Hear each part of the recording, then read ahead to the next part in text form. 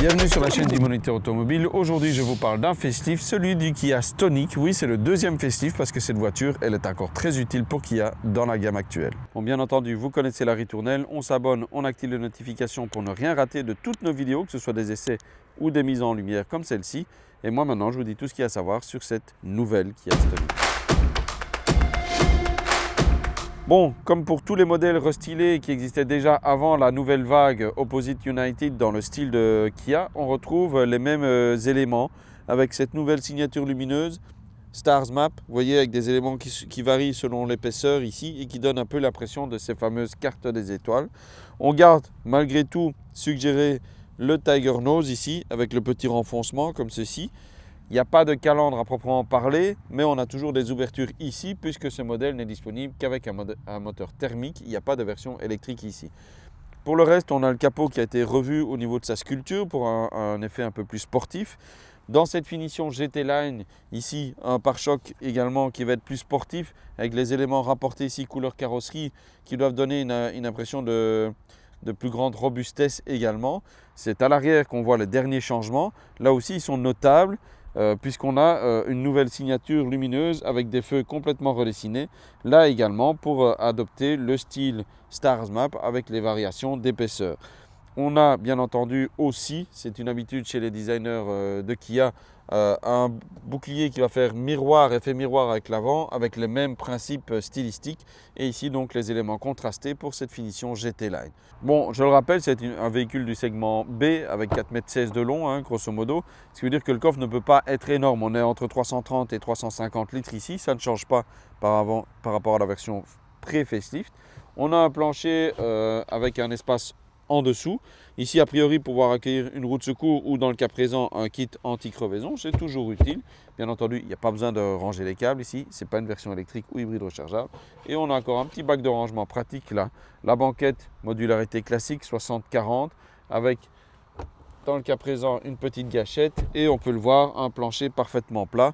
Seul petit bémol éventuellement, c'est toujours ce rebord ici entre le niveau du plancher et le seuil de chargement. Si vous avez des objets un peu lourds, c'est clair que ça devient un peu haut, surtout si vous êtes d'une taille un peu moindre que la mienne et je ne suis déjà pas grand. Donc voilà un peu ce qu'il y a à dire pour le coffre de cette voiture qui peut avoir une vocation relativement familiale pour autant que vous n'ayez pas trop d'exigences en termes de déplacement et de choses à emporter.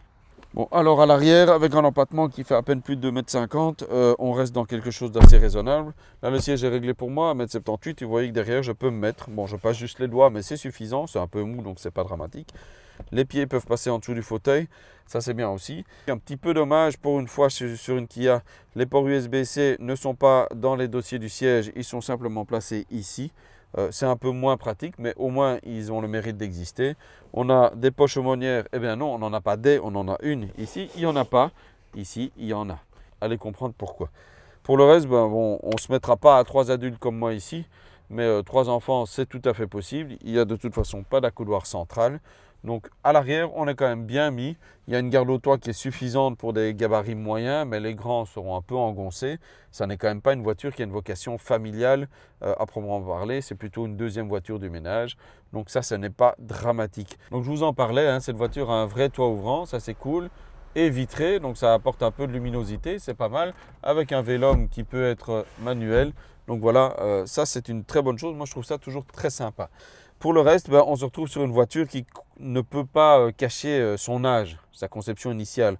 Notamment dans la conception ici de la console centrale, on sent bien que ça date un petit peu. Cela dit, Kia a fait des efforts pour moderniser la planche de bord. Avec d'abord l'élément ici principal, cette grande dalle qui regroupe les deux écrans. Conception plus ancienne, heureusement, donc on n'a pas le fameux petit écran de 5,3 pouces avec le module de contrôle de la climatisation qu'on ne peut pas voir quand on tient son volant. Ici, tout est regroupé sur ce module-ci avec des commandes tactiles. Pour le reste, on a quelques petits rangements, c'est assez basique. On ne rangera pas grand-chose là-dedans. Et un petit accoudoir relativement profond, mais voilà. Ça aussi, ça démontre l'âge un peu avancé de la voiture. Enfin, dernier élément, vous le voyez, on a encore un levier de vitesse classique et une troisième pédale, puisque ce modèle n'existe qu'avec un moteur thermique. Alors au niveau mécanique, Kia joue un peu la carte de la simplicité. Vous l'avez entendu quand j'ai démarré le moteur, c'est un bruit typique de 3 cylindres puisque c'est la seule option possible, le fameux 3 cylindres 1 litre TGDI. Alors il est disponible en version 100 chevaux ici, avec 172 Nm. Deux transmissions possibles, soit une boîte mécanique à 6 rapports, soit une boîte robotisée double embrayage à 7 rapports.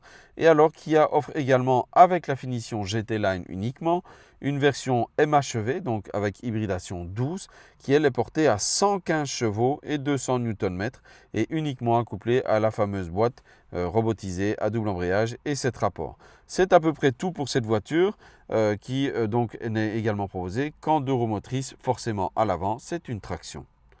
Alors je l'ai dit, la gamme est relativement simple, mais j'ai quand même pris la price list ici de Kia pour vous donner les informations exactes et spécifiques à chaque finition. Donc 3 finitions possibles, Pure, Pulse et GT Line. Alors avec la Pure, c'est pas compliqué, vous n'avez qu'un seul choix, c'est le moteur 1 litre 100 chevaux en boîte mécanique et là on débute à 24 990 € en Belgique. Pour la finition Pulse, c'est le même moteur, mais vous avez le choix de la transmission, soit de la boîte mécanique à 6 rapports, et là on est à 26 990 € ou 28 490 € pour la version avec la boîte robotisée. Enfin, la finition GT Line, elle laisse plus de choix. Elle a le choix entre le 1 litre 100 chevaux avec la boîte mécanique à 6 rapports, la boîte robotisée à 7 rapports, ou le 1 litre de 115 chevaux avec l'hybridation 12. Dans les prix, on a respectivement 29 490, 30 990 et 32 190 €. Donc voilà à peu près tout ce qu'il y a à savoir en termes de gamme, de prix et de version pour cette Kia Stonic restylée.